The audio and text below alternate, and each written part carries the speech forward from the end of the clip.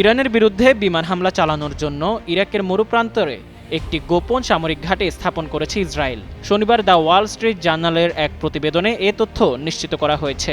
প্রতিবেদনটি বলছে, অত্যন্ত সুকৌশলে নির্মিত এই ঘাঁটিটি দীর্ঘ সময় ধরে লোকচক্ষুর অন্তরালে ছিল। গত ২৮ ফেব্রুয়ারি ইরানের বিরুদ্ধে যুক্তরাষ্ট্র ও ইসরায়েলের যৌথ আগ্রাসনের ঠিক আগে এই ঘাঁটি নির্মাণ করা হয়।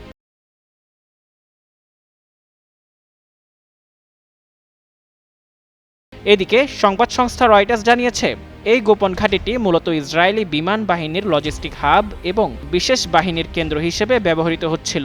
তবে এর গোপনীয়তা বেশি দিন ঠাঁই হয়নি। প্রতিবেদনটিতে বলা হয়েছে, ইরাকি রাষ্ট্রীয় গণমাধ্যম জানান, একজন স্থানীয় মেষপালক প্রত্যন্ত অঞ্চলে সন্দেহভাজন হেলিকপ্টারের আনাগোনা সম্পর্কে কর্তৃপক্ষকে সতর্ক করে। মেষপালকের দেয়া তথ্যর ভিত্তিতে ইরাকি সেনাবাহিনী বিষয়টি তদন্ত করতে সেই এলাকায় অগ্রসর হলে পরিস্থিতি উত্তপ্ত হয়ে ওঠে। ঘাঁটিটির অবস্থান গোপন রাখতে ইসরায়েলি বাহিনী ইরাকি সেনাদের লক্ষ্য করে বিমান হামলা চালায় বলে প্রতিবেদনে উল্লেখ করা হয়েছে। এই হামলার মাধ্যমে ইরাকি বাহিনীকে দূরে সরিয়ে রাখা হয় যাতে তারা মূল স্থাপনাটির হদিশ না পায়। বিশ্লেষকরা বলছেন, বর্তমান ভূরাজনৈতিক প্রেক্ষাপটে ইরাকের সার্বভৌম অঞ্চল ব্যবহার করে ইসরায়েলের এই ধরনের গোপন তৎপরতা মধ্যপ্রাচ্যে নতুন করে উত্তেজনা সৃষ্টি করতে পারে।